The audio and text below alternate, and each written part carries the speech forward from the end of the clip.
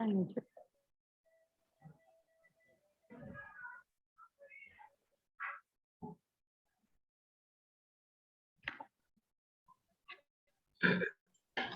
आ गए हम लोग बैक अपने डिस्कशन पे।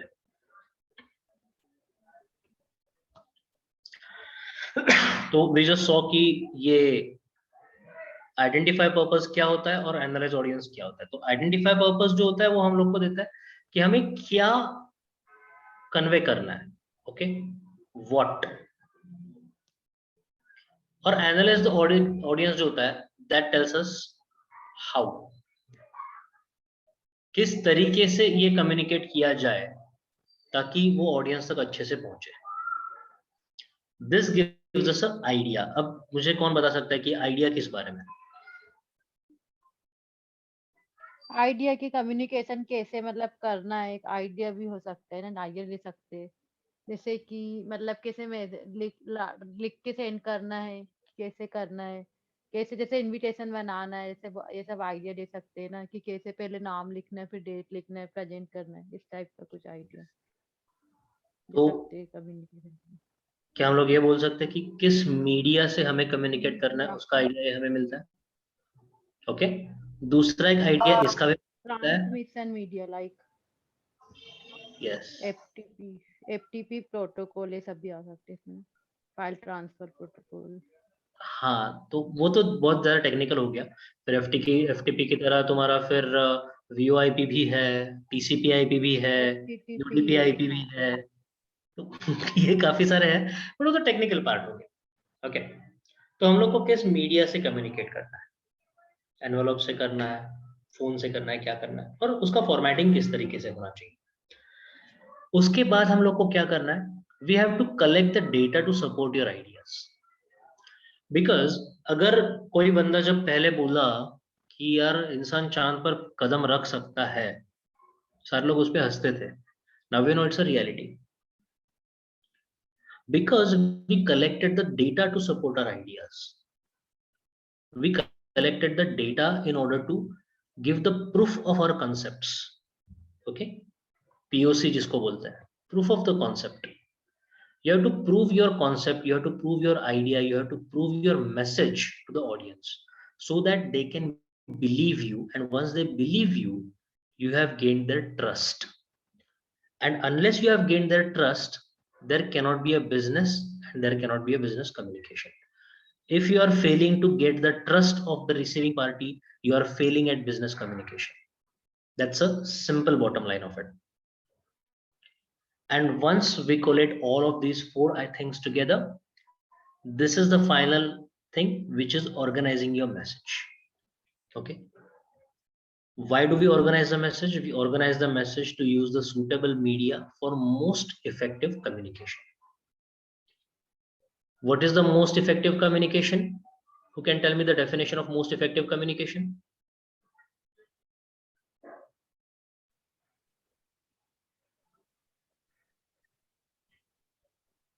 मोस्ट इफेक्टिव कम्युनिकेशन के अलग अलग पैरामीटर्स हैं, okay. The first parameter is the cost of messaging और द एफर्ट ऑफ मैसेजिंग। आप उसमें कितना कॉस्ट डाल रहे हो, आप उसमें कितना एफर्ट डाल रहे हो, उसका आपको रिस्पॉन्स कितना आ रहा है, उसमें पॉजिटिव रिस्पॉन्स कितना आ रहा है, नेगेटिव रिस्पॉन्स कितना आ रहा है। तो there are various what we can say parameters against which the effectiveness of a communication is actually calculated or sensed. So there are various metrics around which the effective communication can be tallied against.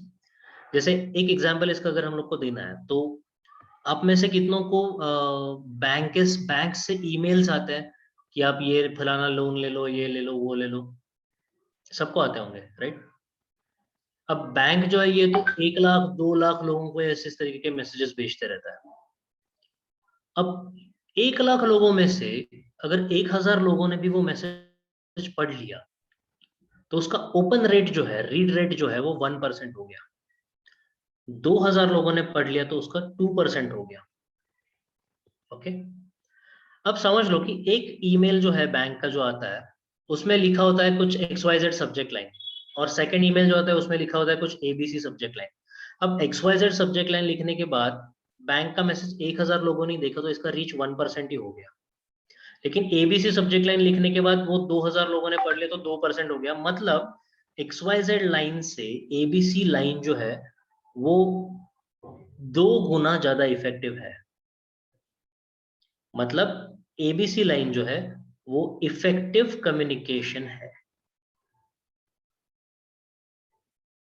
Understood the concept guys? Effective communication actually reaches your message to your audience so that they receive it, they analyze it, they understand it, and they respond to it. Okay, now going forward, we have to develop the language if we have to have an effective communication. Now, so far we were only talking about business and communication, business and communication. Now we will be talking about effective communication. Okay, effective communication में क्या होता है, हम लोग को एक language develop करना पड़ता है।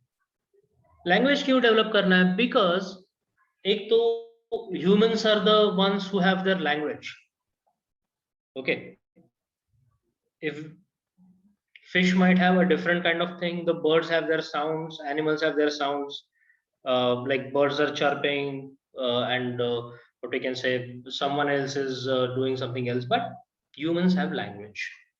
We can create so many sounds out of our mouth using our tongue and our buccal cavity and the breathe, okay, the air that we have in our lungs, that the permutation combinations are phenomenal, and they are so phenomenal that we actually developed so many languages at local level, at global level, at national level, this, that, and basically we also have woven our cultures around those languages.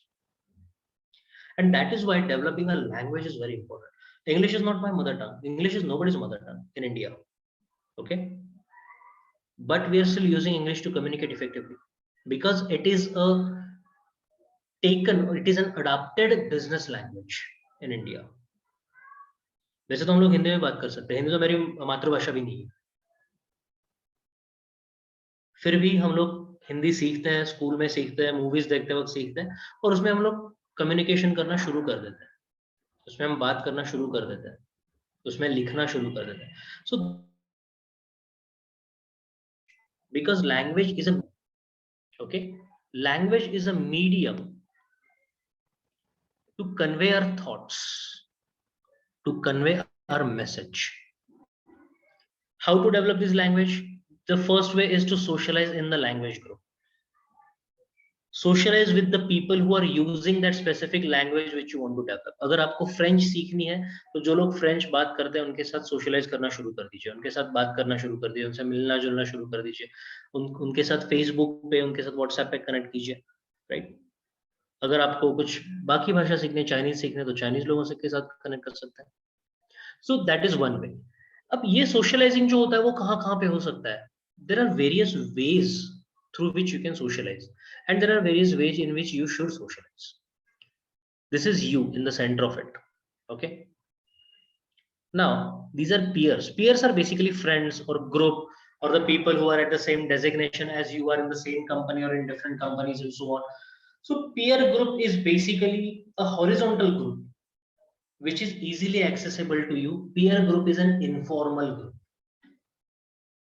Okay, you can communicate to schools, you can communicate through mass media or social media, you can communicate at work, you can communicate through religious activities, because religion is another bound which holds people together. Okay, it is a set of rules that dictates some of the activities which people should come together and follow. It is a set of rules which is followed by same people who are believing in that particular religion. So there are certain communications happening on that front as well. And then of course there is a family which is your closest peer group. Secondly, you can actually take a formal course. You can actually take formal coaching and learn that language from someone, just like we do in the schools. Why do we have to take a formal coaching or formal education of that language, at least first few courses? Because we have to develop multiple things into it. One of them is vocabulary. Second is the language construction, the sentence construction. Third is we want to understand what is formal communication in that language and what is informal communication in that language. What is respectful communication and what is friendly communication. जैसे when we are talking to a friend, हम लोग उसको बोलते हैं अरे यार तू क्यों नहीं आया. बट फ्रेंड के पिताजी से अगर बात हो रही है तो हम लोग उनको बोलते थे कि अंकल आप क्यों नहीं आए. तो ये तू क्यों नहीं आया, आप क्यों नहीं आए. Even that subtle change in the tone of our voice. That is why we need to take a formal education of that particular language. Yes, to have clear basic knowledge about the language for the sentence construction, for the grammar and everything. That's correctly do. Another way is to keep reading. Okay, reading is another way to improve your language, to develop it further. इसका reading का double advantage होता है. एक जो होता है अपने linguistic skills तो बढ़ते ही है. सेकंड जो होता है वो subject knowledge expert subject knowledge भी बढ़ जाता है. Because whatever we are reading it is giving us some knowledge about the subject. If you are reading the engineering books, it will give you engineering knowledge. If you are reading the newspaper, it will give you knowledge about the current affairs. Right? But you have to read, not see the pictures in it. That's for the boys. Then keep writing. Try writing something. Because this reading is not sufficient. Reading is basically you are making way of the information inside your mind. Okay? Reading is how you absorb the knowledge. Writing is something how you express the knowledge that you have. Once you read it, you think you have understood it, but it's not a complete understanding. Once you write it, you know that you have truly understood it, because writing is the expression of what you have absorbed while reading. Okay, so keep writing to improve your language. Then active speaking, just like I'm doing, everyone is doing, हम सब लोग बात कर रहे हैं, because it develops lot of things. It develops fluency, it develops vocabulary, it develops pronunciation, it develops grammar. Okay, all of these things are developed when we are actively speaking some language. That is why we have the best understanding of our mother tongue, क्योंकि हम लोग बचपन से उसमें बात करते आ रहे हैं. Then we call it a second language or a tertiary language or whatever. So which are the other languages that we speak.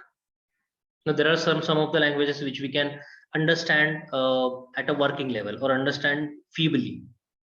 Okay, we do not understand them fully. We cannot understand poetry written in that language, but yes, we can read and understand maybe the signboards which are written on the shops, like that. And then know the business language. So far in these 5 things here, in this particular thing, we were talking about the general language, but this area we are talking about the business language. Now, what is the difference between the language and business language? You can tell me. क्या सोचते हैं आप इसके बारे में?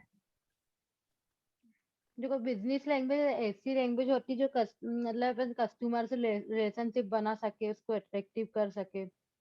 और जो अपनी नॉर्मल लैंग्वेज है, अपन मतलब इसमें ये सीखेंगे कि जो भी आपने सब बताए थे, मतलब active speaking, keep writing, reading करना, ये सब आ जाएगा. पर बिजनेस लैंग्वेज सबसे अलग है, ये कस्टमर से रिलेटेड भी होगी बिजनेस लैंग्वेज.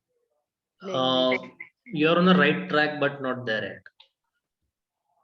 और कोई बता सकता है? Anyone else who would want to participate in this? कब से मैं और मानसी बातें करते जा रहा है, बाकी कोई बात नहीं करना चाहता क्या? बताओ बताओ यार, what is business language?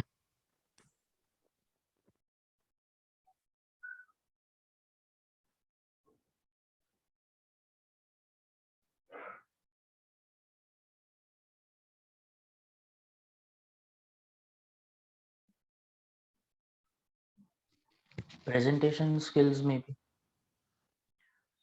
See, business language has 2 aspects to it. Okay, it is not only about the finance, accounts, marketing, ये जो subject knowledge है. When you are talking to a set of people, you should be familiar with the language which they usually use. Okay, जैसे अगर आपको किसी finance person से बात करनी है, then you should definitely understand the regular terms, the regular words which they are using in their life and their importance in their life. Like अगर आपको फाइनेंस से किसी के बंदे के साथ बात करनी है तो आपको ऑडिट का मतलब पता होना चाहिए.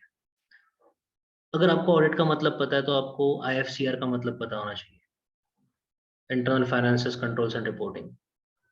आपको किसी उसके रिलेटेड और बाकी जो टर्म्स है, जैसे रिटर्न्स क्या होता है, अकाउंट्स क्या होता है, लेजर क्या होता है, अभी हम लोग ये सब फाइनेंशियल अकाउंटिंग में सीख रहे हैं, राइट? ये टर्म्स हम क्यों सीखते हैं? Because this is a business language when we want to talk to them. Apart from this, there are certain regular language terms and terminologies which we use in a business or in a formal environment, which we seldom use in an informal environment or a non-business environment. जैसे अगर हम लोग को किसी को बोलना है कि if you want some piece of information urgently from someone, in an informal situation you can directly tell them send it to me now, अभी भेज दो मेरे को, या फिर you can say send it to me right now, अभी के अभी भेज दो. But when you are writing a formal email, you would say kindly share the information. You wouldn't say send the information. Kindly share the information at your earliest convenience. मतलब यही होता है कि मेरे को अभी चाहिए, जल्दी भेज दो. Informally speaking यही मतलब होता है उसका. But in a formal language, you would say kindly or please share the information, not send the information. Right now नहीं बोलेंगे आप बोलेंगे at the earliest or at your earliest convenience. This is the business language. This is how we are supposed to talk when we are doing any business transactions, when we are communicating. Yeah, as soon as possible will be formal. But as soon as possible is formal, ASAP is little informal. Okay. And as far as possible, try to avoid this particular terminology as soon as possible. When if you're sending an email to your seniors or to your peer group, if you're sending it to your juniors, that's fine. Okay. So this is how you develop your language. And now comes the next part, which is developing human relations. If we are not developing human relations, what is the use of a communication? See, business was not there before humans came in picture. There were humans, they were having ideas, they were exchanging ideas, and when the exchange started happening, there appeared the businesses. पहले तो क्या मतलब बकरी देके चावल ले लेते थे और मुर्गी देके चप्पल ले लेते थे और कुछ देके और कुछ ले लेते थे. That was a barter system. Then money was invented, so money was getting exchanged. So basically, whenever there is an exchange that is happening, there is a business. But the exchange can only happen if two people are trusting each other, and they can trust each other only if they have developed a relation between them. A trust factor is developed between them. And how do we do that? First, we have to respect everyone. Unless we respect someone, we cannot gain their trust. Second, keep watching distance. What is keeping watching distance? एक अंतर बना के रखो. ये जो है ये business communications में बहुत जरूरी है. This is very important in business, because if you go too close to a person, if you grow close to them, if you go in a informal relation with them, जैसे आप दोस्त बन गए वहां पे, ऑटोमेटिकली व्हाट हैपेंस, एक subjectivity आ जाता है. सब्जेक्टिविटी मतलब क्या होता है कि अपने प्रायोरिटीज चेंज हो जाते हैं. Then maybe that person's wants, that person's needs take a priority over the business transaction that we want to conduct there, and that can hamper the organizational goal. So keep watching distance, keep watching the distance between two people. थोड़ा सा अंतर रखना है, but हमें respect भी करना है और कॉमन ग्राउंड्स पे कनेक्ट भी करना है. Okay, this is a balance that we have to maintain. Serve the individual self interest. Self interest क्या होता है? सेल्फ इंटरेस्ट वो बात होती है कि उस बंदे को जो चाहिए। सी देयर आर थ्री थिंग्स। जैसे ये एक ऑर्गेनाइजेशन है, ओके, और इसका ये रिप्रेजेंटेटिव है, और ये दूसरा ऑर्गेनाइजेशन है, इसका ये रिप्रेजेंटेटिव है। अब कम्युनिकेशन जो हो रहा है ये इन दोनों के बीच में हो रहा है, ओके। लेकिन जो एग्रीमेंट होगा, जो बिजनेस होगा, वो इस कंपनी का इस कंपनी के साथ होगा। आप डिफरेंस समझ रहे हो? ये कंपनी है एबीसी, ये कंपनी है पीक्यूआर। अब बिजनेस जो होगा वो एबीसी कंपनी के साथ पीक्यूआर कंपनी का होगा, लेकिन ये जो बंदा ये है एक्स और ये बंदा है वाई।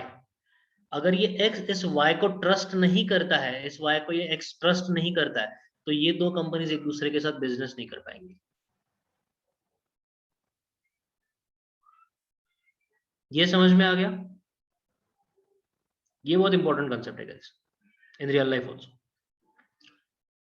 तो एक्स और वाई को क्या है, एक्स और वाई को एक दूसरे के साथ कम्युनिकेशन अच्छा बनाना, एक दूसरे का ट्रस्ट गेन करना है। तभी उनकी दो कंपनीज जो है कि जिसमें इनके जैसे 1000 एम्प्लॉयज यहाँ पे होंगे और 2000 एम्प्लॉयज यहाँ पे होंगे, वो एक दूसरे के साथ मिलके बिजनेस कर पाएंगे, ये तो बिजनेस होगा नहीं।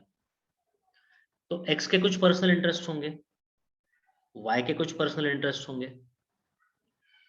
तो वो इंटरेस्ट जो इंडिविजुअल सेल्फ इंटरेस्ट है, अब इसमें ब्राइब देना नहीं है, ओके।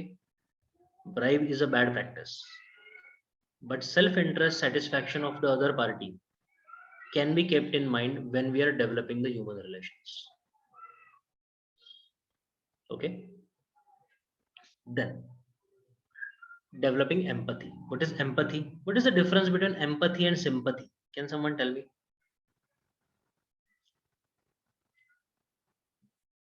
Guys, empathy क्या होता है, sympathy क्या होता है?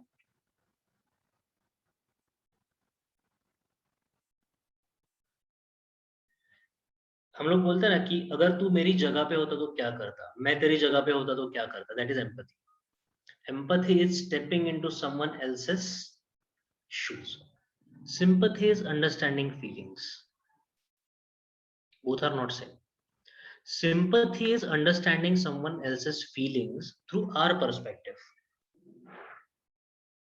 Okay? जैसे अगर पड़ोसी का एक्सीडेंट हो गया तो हमें उसके लिए सिंपैथी होगी कि भाई देखो यार बेचारे की टांग टूट गई, बेचारे की टांग टूट गई, तो ये हमें उसके लिए सिंपैथी है। That's why we are calling him बेचारा। एम्पैथी वो होता है if we step ourselves into their shoes. जैसे कि अगर रास्ते पे वो कुछ भिखारी लोग हैं और ठंड बहुत पड़ रही है, उनके पास पहनने के लिए ब्लैंकेट्स नहीं है, उनके पास ढकने के लिए ब्लैंकेट्स नहीं है, तो उनके लिए ये सोचना कि भाई इनके पास ब्लैंकेट्स नहीं है, बहुत दयनीय अवस्था है इनकी, ये है वो सिंपैथी। लेकिन ये सोचना कि इतनी ठंड में मेरे पास ब्लैंकेट नहीं होता तो मेरा क्या होता, स्टेपिंग इन देयर शूज, उनकी जगह मैं होता तो क्या होता, that is empathy. Okay, empathy gives you, बोलो। मतलब एक्चुअल में एम्पैथी मतलब जो अपन कर रहे हैं वहां, जैसे कि कम्बल वहां पे जाके दे रहे थे एम्पैथी, और नहीं, तू बोल रहा है कि ऐसा, नहीं, तो फिर नहीं। क्या सिंपैथी जो होता है वो अपने पॉइंट ऑफ व्यू से होता है। एम्पैथी जो होता है हम लोग उनकी जगह पे जाके सोचते हैं कि उसकी जगह पे मैं होता तो क्या करता, ये एम्पैथी है। Okay, okay. अब आगे का स्लाइड, टेक्निकल नो हाउस। अब ये जो लाइन है मैंने अपने प्रेजेंटेशन से ही कॉपी पेस्ट किया है, क्योंकि अब कम्युनिकेशन जो है बहुत सारा टेक्निकल भी हो गया है। There are lot of technical means that we are using for communication. तो हमारे पास कम्युनिकेशन के टूल्स कौन से? We have telephones, we have mobile phones, we have internet, we have voice over internet, we have satellite communication, right? So we have various tools for communication. इसका time और cost consideration क्या है? अब इसका एक simple example मैं आपको देता हूँ। हमें पता भी नहीं होता but that is a part of message communication that is happening. जैसे आप एटीएम में जाते हो, एटीएम में आप आपका पिन डालते हो, पहले कार्ड डालते हो, फिर आपका पिन डालते हो, फिर अमाउंट डालते हो, जो भी अमाउंट डालना है। ये सारे जो है ना, ये बैंक का एक सर्वर होता है। ओके, ये सर्वर, और ऐसे बहुत सारे छोटे छोटे एटीएम पैन इंडिया जो भी होते हैं ना, ये इससे जुड़े हुए होते हैं। आप अगर इस एटीएम में जाते हो तो आप जो भी वहां पे कार्ड स्वाइप करते हो, ये इसको मैसेज जाता है। आप जो पिन नंबर डालते हो, इसको मैसेज जाता है। अब अमाउंट डालते हो, इसको मैसेज जाता है। और ये अगर ये सारा वैलिडेट करके ये अगर इसको बैक मैसेज भेजता है कि ठीक है कैश डिस्पेंस करो, तो आपको कैश यहाँ से मिल जाता है। अब ये सारा जो कम्युनिकेशन होता है ना, यहाँ पे ये एक डेडिकेटेड लाइन होता है जिसको लीज लाइन बोलते हैं। ये लीज लाइन पे होता है। अब आपको लगता है ये जो लीज लाइन है, इसका जो कॉस्टिंग है, इसका जो पेमेंट करना पड़ता है सर कंपनी को, ये अपने रेगुलर जो हम लोग घर में वाईफाई बिठाते हैं उसके जितना ही होगा? नहीं, ये बहुत ज्यादा होता है, क्योंकि ये डेडिकेटेड लाइन होता है सर्वर और एटीएम के बीच में। सैटेलाइट कम्युनिकेशन का कॉस्ट और मोबाइल टेलीफोनी का कॉस्ट डिफरेंस है, बिकॉज सैटेलाइट आपको लॉन्च करना पड़ता है, वो वहां पे मेंटेन करना पड़ता है, स्पेस स्टेशन से उसको मेंटेनेंस देना पड़ता है। मोबाइल टेलीफोनी जो होती है वो टावर्स में से होती है। वायर्ड कम्युनिकेशन का कॉस्ट इसीलिए बढ़ता है क्योंकि जहां तक कम्युनिकेशन आपको करना है वहां तक आपको वायर बिछाने पड़ते हैं। लेकिन वायरलेस कम्युनिकेशन में आपने एक टावर खड़ा कर दिया तो आपका इजी कम्युनिकेशन होता है। इसीलिए तो जब तक हम लोग लैंडलाइन फोन यूज कर रहे थे, तब तक लीस्ट कॉस्ट हमारा था कुछ 3 रुपए पर मिनट या फिर 1 रुपया पर मिनट के हिसाब से। लेकिन सेलफोन में हम लोग उससे बहुत कम कॉस्ट में अफोर्ड कर पाते हैं इनफाइनाइट कॉलिंग कर, बिकॉज इंफ्रास्ट्रक्चर रिक्वायरमेंट कम है।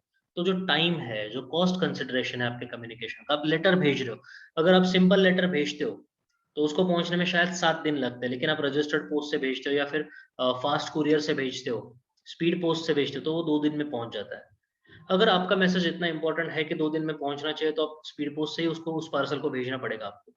नहीं तो फिर आप रेगुलर पोस्ट से भेज दो, वो 7 दिन में पहुंचेगा, शायद 9 दिन में भी पहुंचेगा। Okay, so these are some important aspects when we want to consider all of these things. अब टेक्नोलॉजी में एक और बात भी होती है, डू इट योरसेल्फ। ये कम्युनिकेशन जो है ये खुद को करना चाहिए। Do it yourself, there are one more model which is DFM. DIY is do it yourself. Okay, इसका एक काउंटर मॉडल भी आता है जिसका नाम है DFM। DFM मतलब डू इट फॉर मी। जैसे आप अपना सेलफोन यूज करते हो ना, आप DIY मोड में हो, आप अपना सेलफोन खुद यूज कर रहे हो। अगर आपकी दादी सेलफोन यूज कर रही है तो DFM मोड में, बेटा ये नंबर सेव करके देना, बेटा ये व्हाट्सएप मैसेज भेज देना, बेटा ये कॉल लगा के देना। फोन तो उनके पास है लेकिन वो खुद यूज नहीं कर रही है, she is in a DFM mode. आपके पास फोन है, आप यूज करना जानते हैं, तो आप DIY मोड में है, डू इट योरसेल्फ मोड में। This is the best way of communication, क्योंकि जैसे आपकी किसी सेकंड पार्टी पे डिपेंडेंसी आ गई तो आप वो काम इंडिपेंडेंटली नहीं कर पाते हो, और अगर वो पार्टी वहां पे अनअवेलेबल है जिसके ऊपर आपकी डिपेंडेंसी है, तो आपका कम्युनिकेशन स्टॉप हो जाएगा। ओके, अब लास्ट पॉइंट कुछ डिस्कस कर लेते हैं। Promote self use. Okay, obtaining best results is the basic technical know how. Enabling obtaining user advice, तो फीडबैक लूप भी होना चाहिए, जैसे रेडियो में तो होता नहीं है। अब रेडियो वालों ने क्या किया, रेडियो वालों ने वहां पे फोन रखना शुरू कर दिया कि आप हमारे इस नंबर पे कॉल करके हमारे प्रोग्राम का फीडबैक दें। तो having a feedback is very important. Promote the self use, understand the technical limits. जैसे अगर मोबाइल टेलीफोनी आप कर रहे हैं तो एक टावर का लिमिट कितने किलोमीटर का है, 40 किलोमीटर के आगे इसका रेंज नहीं जाता है, तो आपको 40 किलोमीटर के बाद दूसरा टावर रखना पड़ेगा। ये आपको पता होना चाहिए, 40 किलोमीटर के बाद नहीं, 70 किलोमीटर के बाद। क्योंकि अगर ये टावर है तो इसका ये रेडियस आ गया 40 किलोमीटर का, दूसरा टावर यहीं पे खड़ा क्यों करना है? दूसरा टावर आप थोड़ा आगे खड़ा करिए ताकि आपका कॉस्ट बच जाए। दूसरा टावर आप 70 किलोमीटर पे करिए, तो इसका थोड़ा सा ओवरलैपिंग भी हो जाएगा, तो बीच में रेंज कट नहीं होगा। Correct? And then use the standardisation. What is the standardisation?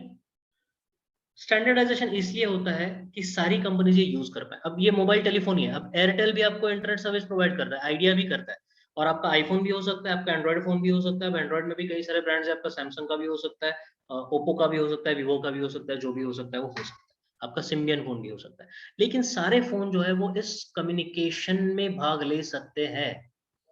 और वो क्यों ले सकते हैं? बिकॉज इन सब का एक स्टैंडर्डाइजेशन हुआ है कि आप 2G स्पेक्ट्रम यूज कर रहे हो, 3G स्पेक्ट्रम यूज कर रहे हो, 4G स्पेक्ट्रम यूज कर रहे हो, आप उसमें GSM मॉडल यूज कर रहे हो, CDMA यूज कर रहे हो, क्या कर रहे हो? आप एक टेक्नोलॉजी स्टैंडर्ड बनाते हैं और वो टेक्नोलॉजी, वो स्टैंडर्ड जो है वो ग्लोबली हर जगह पे फॉलो होता है। इसीलिए ग्लोबली टेक्नोलॉजी के थ्रू हम लोग कम्युनिकेट कर पाते हैं। टीवी का सिग्नल जो होता है वो फेज अल्टरनेट लाइन PAL में आता है, पाल में।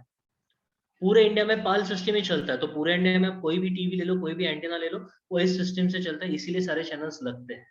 अगर कोई सिस्टम है ये फेज अल्टरनेटिंग लाइन छोड़ के कुछ अलग करता है तो वो चैनल हमारे यहाँ पे डिस्प्ले नहीं होगा, और उसीलिए स्टैंडर्डाइजेशन जरूरी है, so that it provides a technical channel for your communication. And last part, values in communication, be empathetic, दूसरे के साथ मतलब उनकी भावनाओं को समझो। बी ओपन, ओपन जो होता है कम्युनिकेशन के लिए, ओपन रहो, वो आपसे कम्युनिकेट करना चाहे, वो आपको आपकी कुछ खामियां बताना चाहे, वो आपको ट्रुथ बताना चाहे, आप उसके लिए ओपन रहो, उसका थॉट करो। मीट द डेडलाइंस, जो डेडलाइंस दी है, जो प्रोमिसेस आपने दी है उसको मीट करना है। Be regular and punctual, time पे कम्युनिकेट करना है। And love the task and people, तो उनके लिए अगर आप उनके लिए कुछ भावनाएं रखते हो, if you start feeling good about the tasks that you're doing, if you start feeling good about the people you are communicating or doing tasks with, you will feel better about it. ये values का एक और भी group बनता है, जैसे personal values, interaction values, business oriented values, customer values और external values. ये सारी जो वैल्यूज हैं ये अपने कम्युनिकेशन की कोर वैल्यूज होती है। Okay guys, any question so far into this? किसी को कोई सवाल है भाई लोगों?